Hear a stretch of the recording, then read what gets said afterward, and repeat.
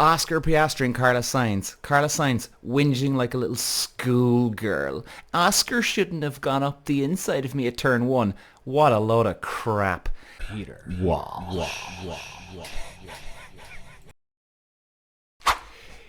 Yo, everybody. Today's going to be an interesting one, I think. You know what? Formula 1 is down for the next month.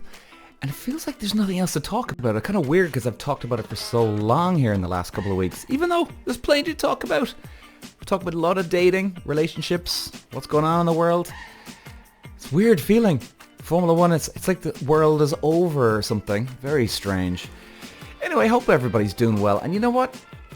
Today, it kind of actually made me relax there a little bit because I was like, oh my god.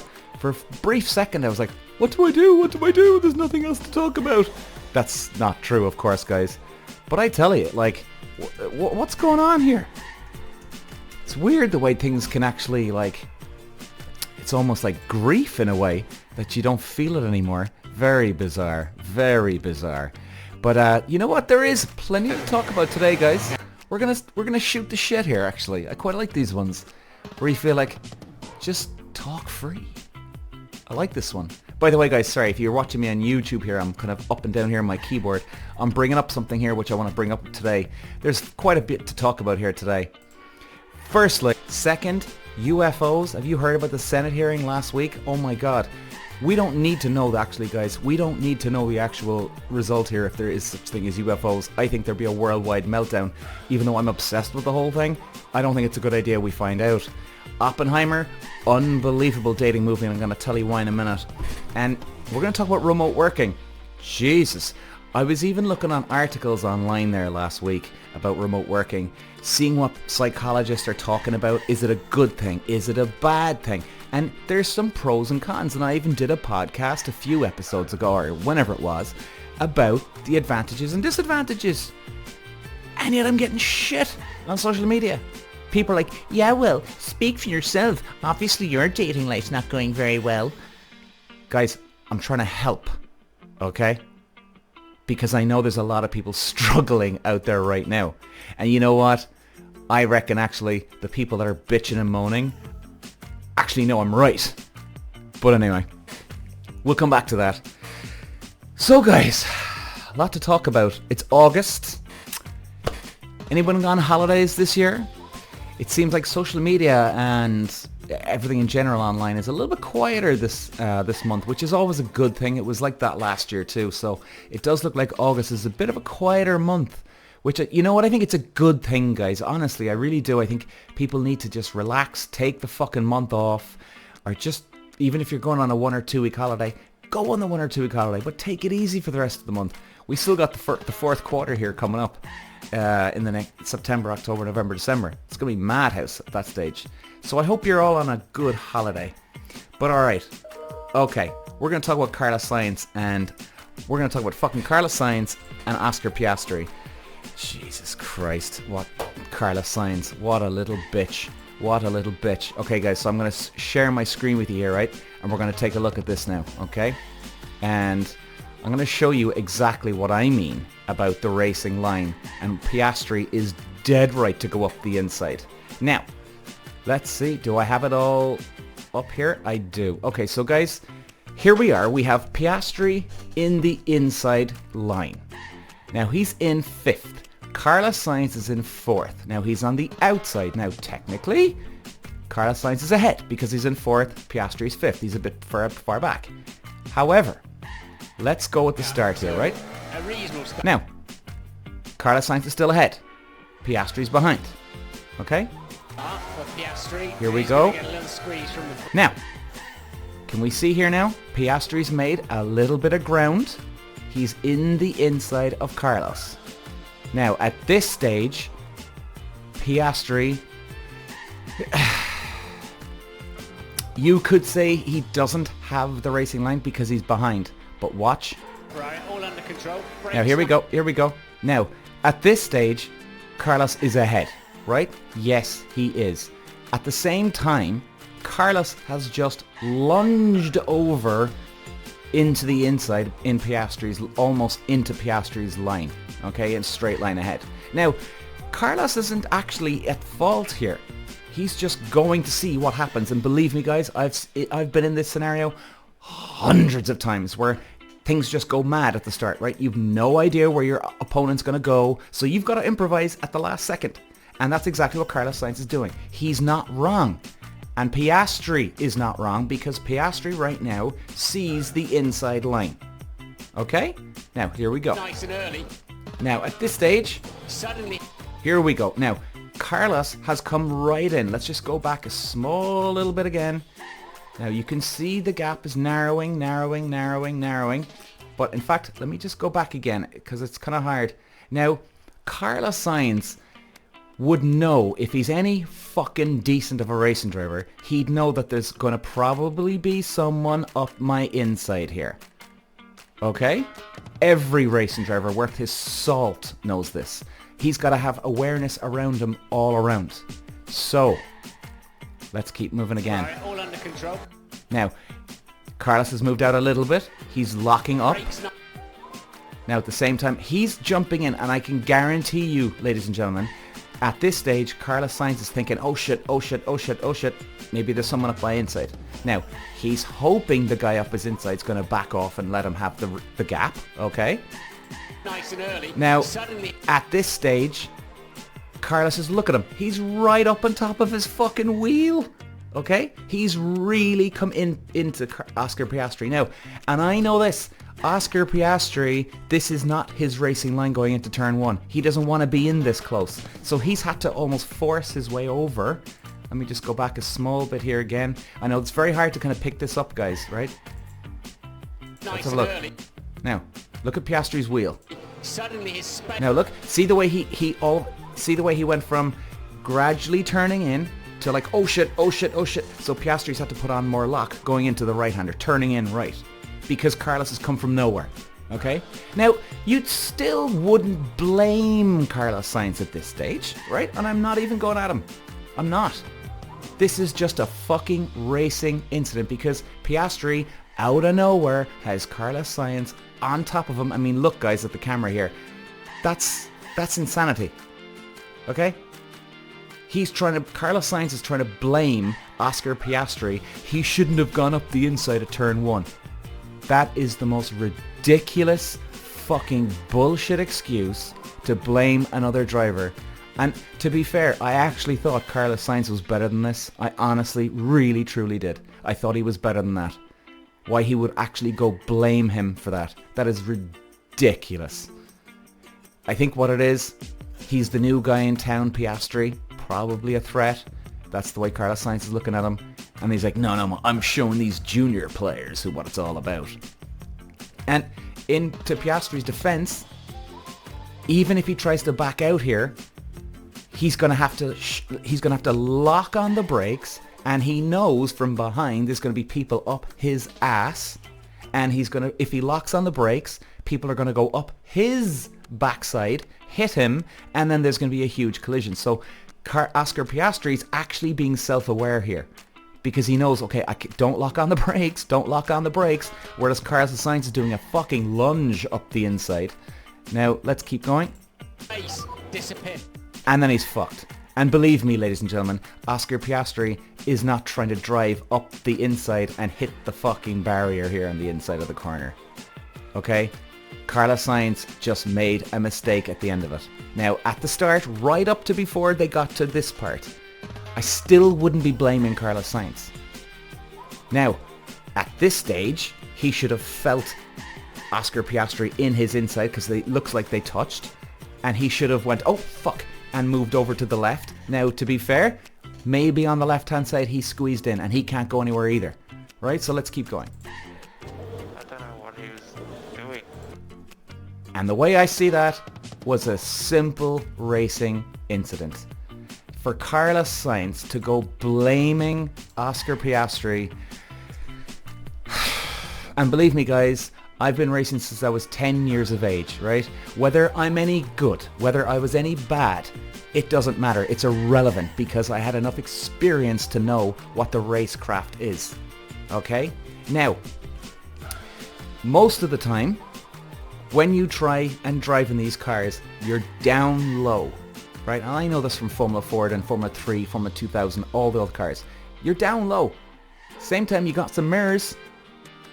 So Carlos Sainz would have mirrors. Now, to be fair to Carlos Sainz, Piastri was coming up alongside him. Okay? I can't speak 100% fact that did Carlos Sainz see him in his mirrors. He should have. But again, let's not put that on him either. Okay? I'm trying to be fair to both drivers here. But I'm telling you, ladies and gentlemen, no. Do not blame Piastri for that. That was not a rookie mistake because he doesn't know Formula 1. That's total bullshit. If you're in Formula 1, you've got there because you've raced in karts, cars, whatever it is. Racecraft is always the same, whether you're in karts or Formula 1. Trust me, ladies and gentlemen. The basics and simple racing line, this and that, they're all the same. So, Carlos Sainz, crying like a little schoolgirl, ignore him. And I'm sorry, if you're a Carlos Sainz fan, that's okay. And I'm not even blaming him for the incident, okay? I just put it down to racing incident. But for him to go blame the other guy, it's pathetic. I think we're opening up Pandora's box if we ever find out about UFOs. And I think the whole world will go into meltdown, including me, including everybody else. I don't think we'll be able to handle it. Did we handle coronavirus very well? No, we didn't. Alright, let's keep this now going. Now, we've talked about Carlos Sainz and Piastri. I'm done. I'm having a rant today. I'm having a good bitch and vent and moan and rant, aren't I? Here, fucking hell. So, guys, have you seen this UFO business? By the way, look, I love UFOs. I'm obsessed with it. I've watched Joe Rogan podcasts about 50 times in repeat, each episode talking about UFOs. I can't get enough of this. I just can't. I'm fucking obsessed. But, oh my god, like, Jesus Christ. I think we're opening up Pandora's box here. I think we're opening up Pandora's box. I think we're opening up Pandora's box if we ever find out about UFOs. And I think the whole world will go into meltdown, including me, including everybody else. I don't think we'll be able to handle it. Did we handle coronavirus very well? No, we didn't. Oh my god. Like, Jesus, that was a fucking nightmare. And we'd be able to know that those other civilizations out there, that they're traveling here. Like, imagine this scenario, right? Like, did anybody see that Senate hearing? Is it David Grush, whatever his name is now? Forgive me if I can't remember the names. And there was your man, Ryan Graves, Ryan Graves, and Commander David Fravor. So those three guys were testifying in Washington that there is, these are definitely non-human aircraft. And Grush was saying that, yeah, there's some a crash ship or whatever with bodies. That's what he's been told. Imagine if we find out the truth. We're opening up Pandora's box here. Curiosity kills the cat most of the fucking time. And you know what? Everybody's obsessed. And I have to say, I get to a certain stage where like, God, I want to know. But you know what? Do I really want to know? What happens if I do find out and I go, shit, actually, I wish I didn't know. It'd be alright, wouldn't it? Curiosity's killing the fucking cat. We're getting all too worked up. Like, imagine if you were living in a neighborhood and all of a sudden you knew that there was your neighbor. You hear about this neighbor, right? He floats around the neighborhood, the housing estate that you live in, right? You never meet him, but you know he's out there, okay? And he's got the biggest gun in the world. Okay, he's got bombs, he's got guns, and I mean the most lethal, biggest guns in the world, and he carries them around every day. Now, imagine that's exactly what the UFOs are like. Imagine if we do find out that they are UFOs, and all of a sudden, yes, ladies and gentlemen, actually, do you know what? We're completely defenseless against them. We've no idea what to fucking do. Our nuclear bombs are worthless. They're pieces of shit comparing to their technology. They can do whatever they want. They can come. They've got force fields. They can go up, down from 80,000 feet to 50 feet in 1 second or something. Don't quote me that on exactly now, but something like this. Totally defenseless, and they're out there, and yeah, they could take us out at any stage. You know what? Sometimes it's actually better to be in denial. Like, we don't need to know this. And what about the religious beliefs of us? I mean, I believe in God, and I honestly think I would still believe in God if I did find out there was UFOs out there, but maybe I wouldn't. Maybe I'd think twice. You know? Maybe I'd be thinking twice. Well, hang on a second. I always thought we were the only ones and we're all special, but what about these guys out here? Do they have a God? Do they believe in God? Are they God? Like, I'd hope I wouldn't have those thoughts, but maybe I would. You know? Maybe I would. I hope I don't, if I ever find out. I just think we're opening up Pandora's box, ladies and gentlemen. I just don't see how this is going to do any good for any of us. Let's move on. Peter. Wow. Date movie, whether you're on a first, second, third, 7,000th date with somebody, if you're married, if you've got a boyfriend, girlfriend, get to this movie. It is savage. Peter. Wow. Okay, let's move this on. Ladies and gentlemen, let me tell you this. Oppenheimer, a great dating movie. Now, I know everybody's gone on about Barbie and this and that, right? Ladies and gentlemen, this is a fantastic movie. A fantastic date movie, whether you're on a first, second, third, 7,000th date with somebody. If you're married, if you've got a boyfriend, girlfriend, get to this movie. It is savage. It is absolutely savage. And here's why. Cillian Murphy, fellow Irishman. In fact, he was even in my school. In fact, his younger brother, was in my class in school. So it's great to see a Prez man out there, if anybody knows Prez. Cillian Murphy was in Prez too. Fantastic to see. Now, I'm not praising him because he's a Prez man. This guy is awesome in this movie. And even Matt Damon was saying it. He said this is an unbelievable performance. There's so many people saying it's an unbelievable performance. In IMDb, it's actually, I think, 20, as far as I remember when I last saw it, ranked number 29 in the top 250 movies of all time. Now, ladies and gentlemen, if you've never been on IMDb, the Internet Movie Database, check it out. It's a great app. It's free. IMDb, Internet Movie Database. It's a fucking brilliant app, and you should look at the top 250. Brilliant selection in the top 250. I mean, if you're ever looking for just normal movies to watch, go to the top 250 on IMDb. You'll get some great options to choose from. It's just brilliant. And this is number 29. Like, that's a hard thing to do, ladies and gentlemen. Get to number 29. That is a very, very fucking hard thing to do on IMDb for a movie coming out so quick. Because what happened was IMDb came out, maybe 15, 20 years ago, and people were rating the movies right back then. Because it was new, it was fresher. So even as the time have gone on, less people are rating the movies now because, number one, people got in there first and it was fresh, it was new, but I suppose just the novelty of rating movies, people didn't really give a shit. But like, it's so good, people are jumping onto it. I mean, Cillian Murphy's amazing, Robert Downey Jr., oh my god. Robert Downey Jr. is just an absolute villain in this movie. He is sensational. The guy deserves to be Oscar nominated, hands down. I mean, this is a different side of Robert Downey Jr. you've seen. The guy's a method actor. He's amazing. He's amazing in this movie. I think it's his best performance. No doubt. No question. He is absolutely unreal. Matt Damon, he's brilliant in it. This plays a real... he plays a US Army general. He's got no time for anybody. He doesn't really like dealing with Oppenheimer and anybody that he's dealing with in the movie. Don't worry, not spoiler alert. But he's just such a whatever, I don't give a fuck, get the job done, in, out, good luck.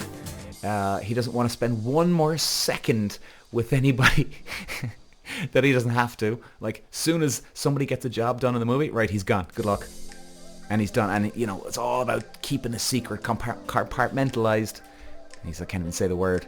But honestly, and when I came out of the movie, it's a 3-hour, 15-minute movie, I think.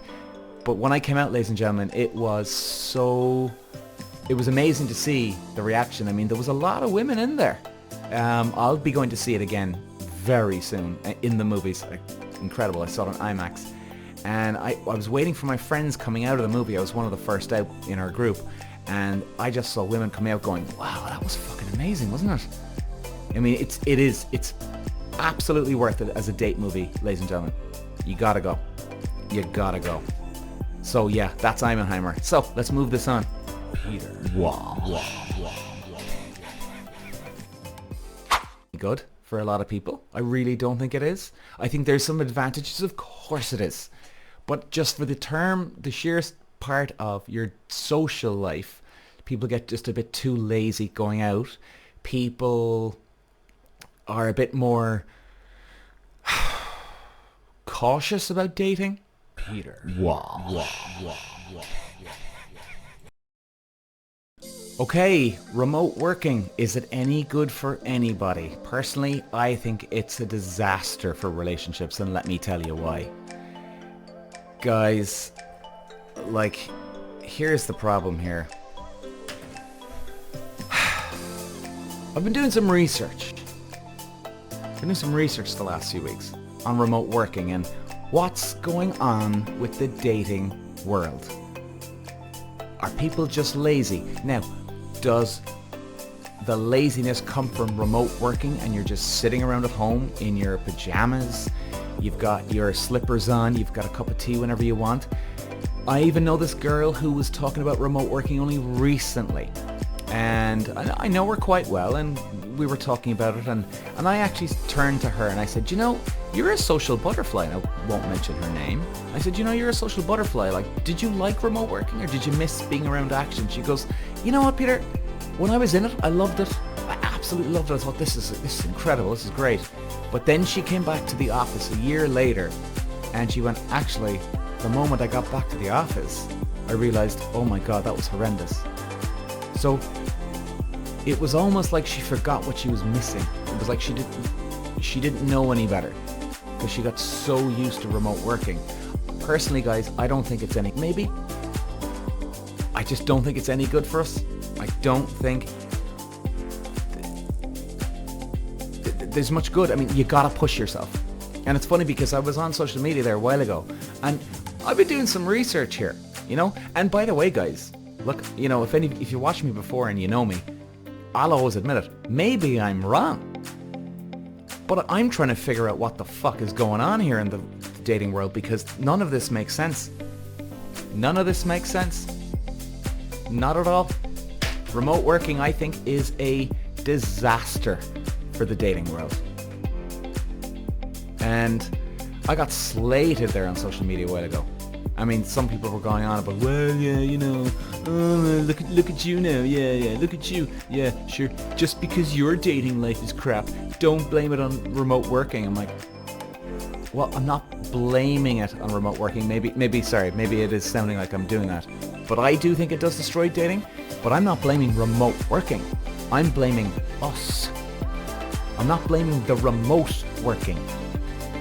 I'm blaming us. We need to get up off our asses and get back out there, push ourselves to get back out there. This is genuinely like going to the gym after work.